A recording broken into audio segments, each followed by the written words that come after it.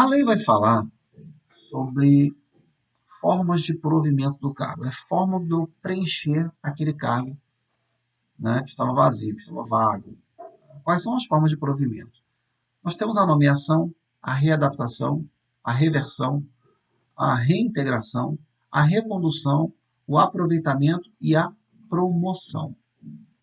A nomeação é a forma originária de provimento do cargo. Eu posso fazer essa nomeação para cargo efetivo ou para cargo em comissão. A outra forma de provimento é a readaptação. A readaptação ocorre quando o servidor ele sofre uma limitação física ou mental, psíquica, e o que impossibilita de exercer as atribuições do cargo em que ele ocupa. Nesse caso, eu vou direcionar esse servidor a um outro cargo que seja compatível com o anterior e compatível com suas atribuições. Tá? A emenda constitucional 103, ela fala especificamente sobre a readaptação. E ela vai falar que essa readaptação, ela respeitará o valor da remuneração do cargo de origem. Tá? O servidor ele não vai ganhar mais com a readaptação, ele vai para um cargo que seja compatível com o seu nível de escolaridade e que receba a mesma coisa. E ele vai receber a mesma coisa, ainda que o outro cargo que ele vá pode ser de um valor maior, por exemplo, mas ele vai receber a remuneração do cargo de origem dele, certo? Isso está expresso na emenda 103. Bem? Vamos lá. A reversão. A reversão ela vai ocorrer quando o servidor ele estava aposentado e ele retoma as atividades. Tá? Imagina aquele servidor lá que estava aposentado por invalidez e ele é curado da doença que gerou a incapacidade. Então, ele retoma as atividades dele via reversão. Certo?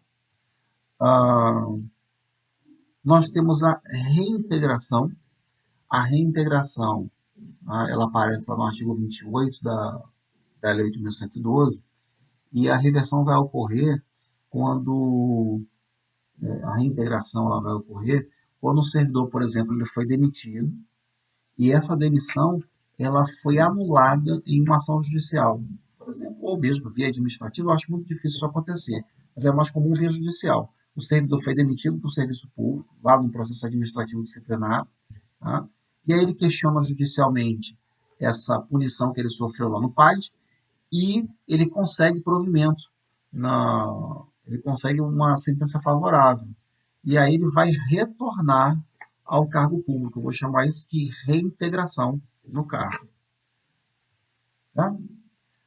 Com a reintegração, eu anulo a demissão e essa demissão, esse ato, essa anulação, ela vai gerar efeitos retroativos desde lá da demissão.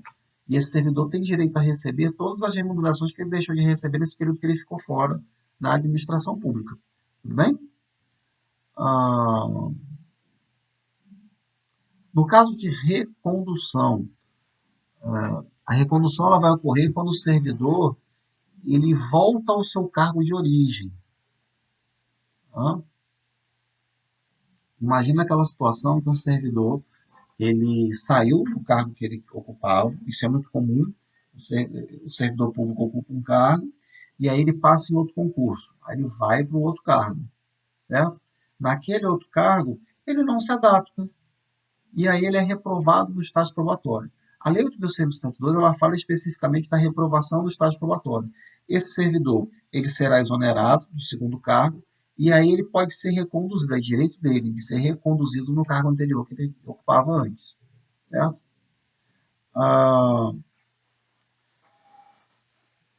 Existe uma outra situação que a jurisprudência reconhece, é no caso do servidor que não está feliz, ele não está bem. Então, ainda que ele não seja reprovado, vamos supor, mas isso tem que ser antes do final do estágio probatório dele. Antes do final do estágio probatório, ele não se adaptou àquela história, né? Eu era feliz e não sabia, né? Lá eu ganhava menos, mas eu era mais feliz. Aqui eu estou ganhando mais, mas eu estou triste, eu não estou realizado. E ele quer retornar ao cargo, ele pode fazer isso, tá? Ele pode requerer a recondução. Se a pessoa é reprovada no estágio probatório pode requerer, Você imagina se a pessoa não está reprovada, ela pode requerer também, certo?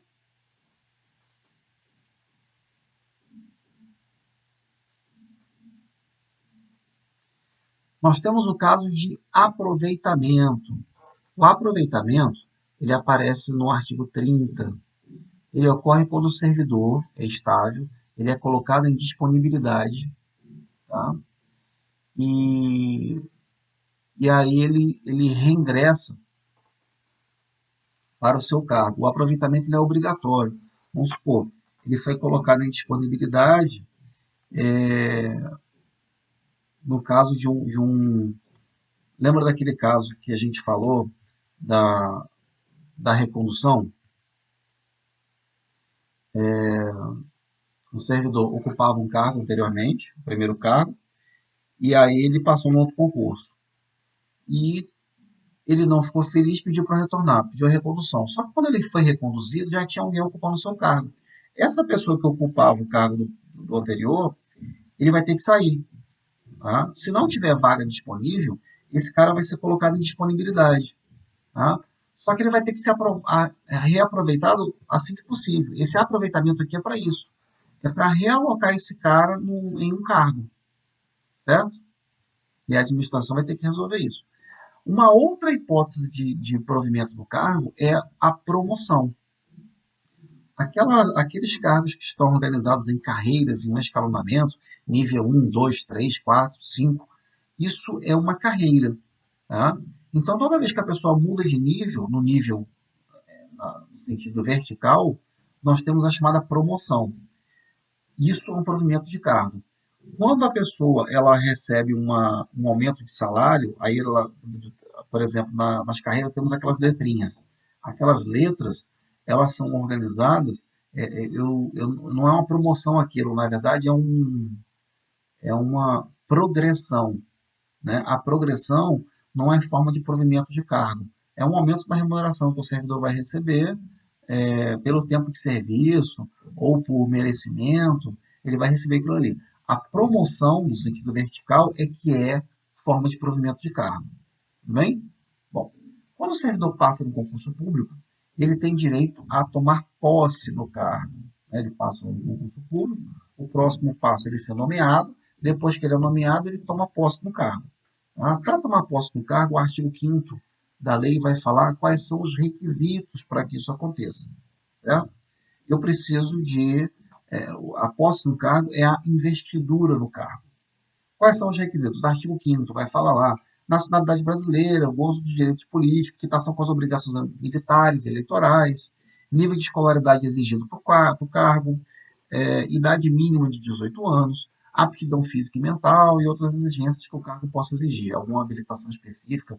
Tem que ter carteira de motorista B, tem que ter carteira de motorista D. Por exemplo, o cara ele passou num concurso para ser motorista de caminhão, ele tem que ter habilitação lá do Detran, CNH específica para dirigir caminhão. E por aí vai. Certo? Então, na posse, como é que funciona a posse? O indivíduo ele tem, da nomeação, ele tem 30 dias para tomar posse, né? É ir lá na administração pública com os documentos, com os exames médicos que são pedidos e tudo mais, ele vai lá e entrega tudo. Ou ele pode pedir a prorrogação desse prazo por mais 30 dias. Certo? Às vezes a pessoa tem que se mudar, às vezes demora com os exames médicos, e aí ele pede uma prorrogação para que ele tenha mais um tempinho para poder fazer isso. Tá?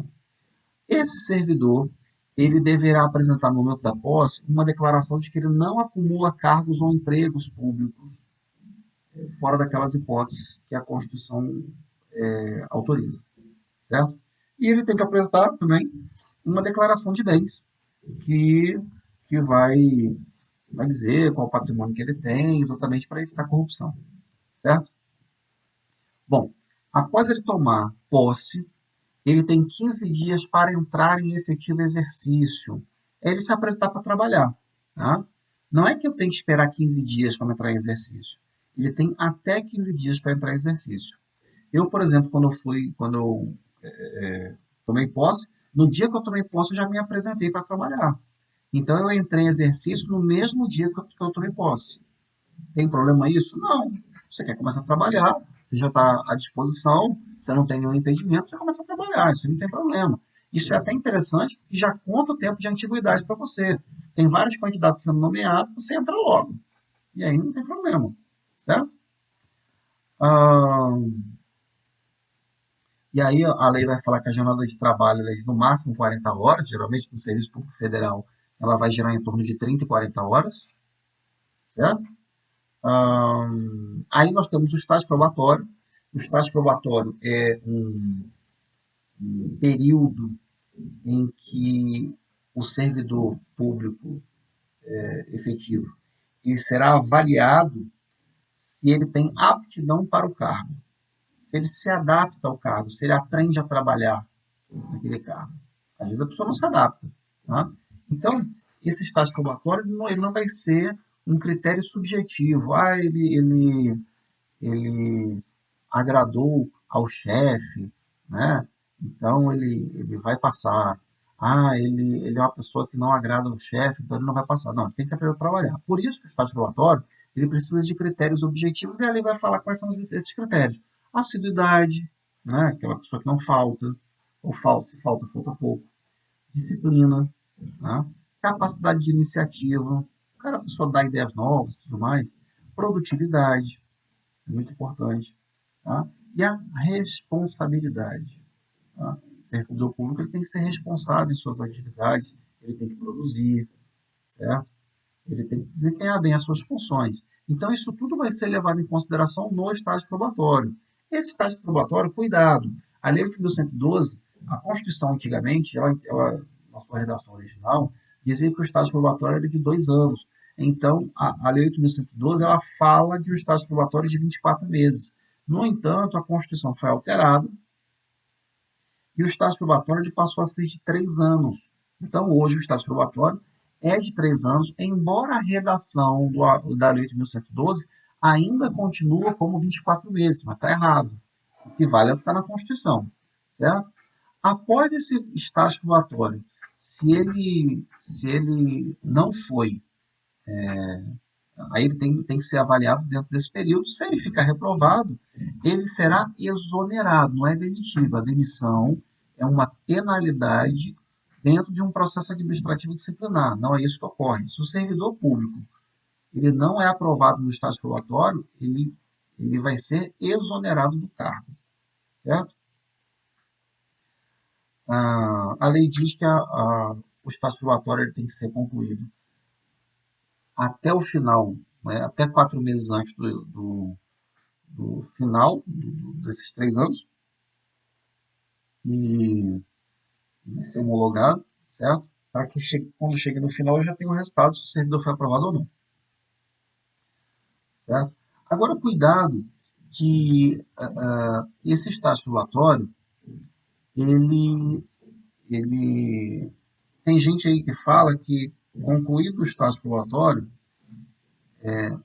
o prazo de 3 anos, se não houver avaliação, passou o prazo de 3 anos, não teve avaliação ainda, não teve resultado da avaliação, eu presumo que o servidor está aprovado. Existe esse posicionamento e eu concordo com ele, acho muito bom. No entanto, tem jurisprudência, inclusive do STF, no sentido do STJ também, no sentido de que a Constituição diz que para ser aprovado no estágio probatório, eu tenho que ter avaliação e tenho que ter o tempo. Eu tenho esses dois elementos. Então, não há uma presunção de aprovação. Eu tenho que esperar a conclusão. Eu posso entrar até com ação judicial para que essa avaliação seja feita, mas tem que haver avaliação para gerar a estabilidade.